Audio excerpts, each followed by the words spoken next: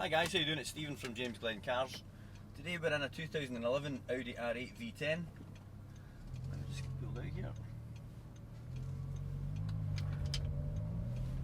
It's a gorgeous, crisp, is it winter yet?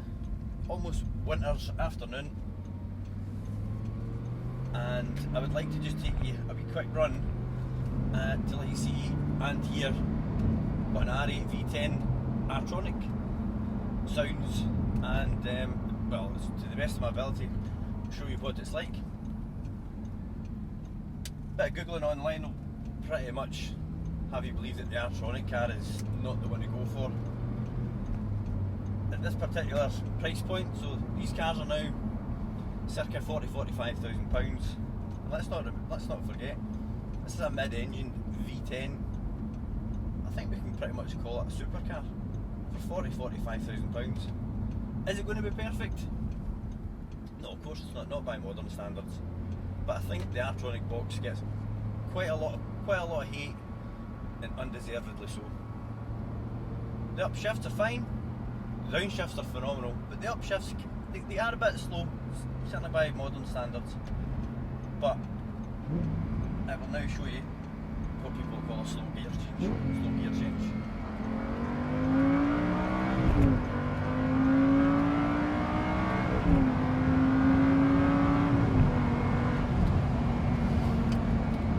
Doesn't seem so slow.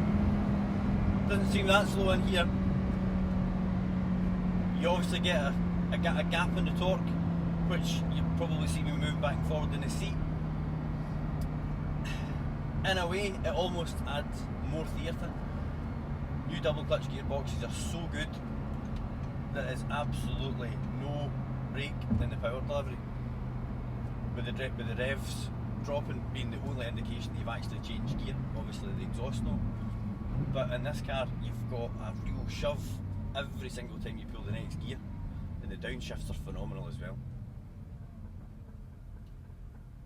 Driving the car around town, slow speeds, which I'll now demonstrate as we go round the roundabout.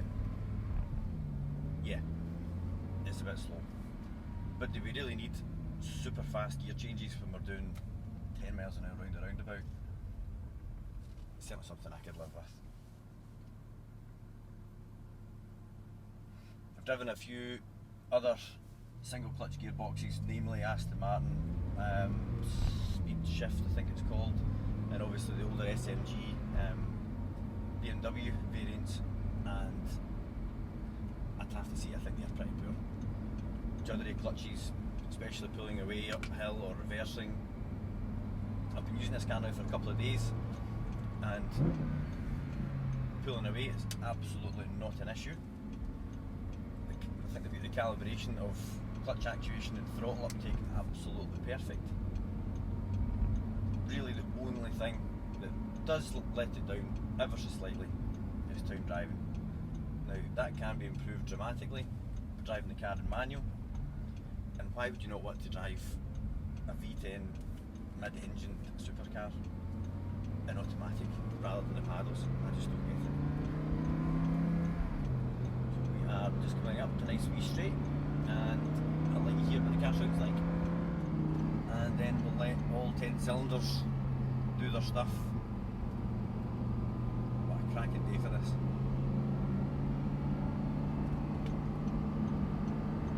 Nice and clear. Second, off we go.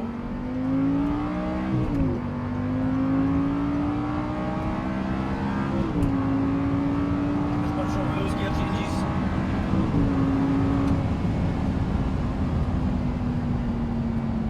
This is the best bit.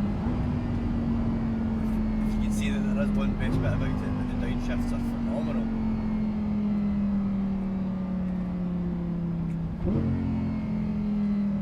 Give it another wee go.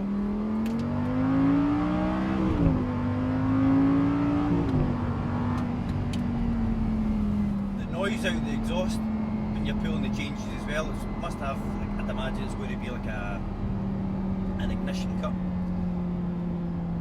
which makes the exhaust sound even better, which is saying something, given we've got 10 cylinders batting away just behind my head.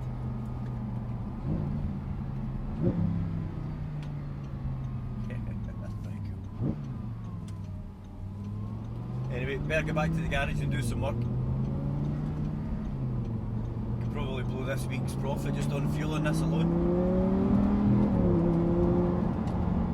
Thanks very much for joining me on the wee drive out in the R8. I hope you enjoyed it. I hope you could hear the big power plant thundering away behind me. Hope that came across okay on the camera. The car will be available on the website pretty soon. Just getting the car ready. We've fitted four new Michelin Pilot Sport 4 tyres. We've got the wheels to do, and then it's got to come back for some detailing, and then it'll be ready for sale.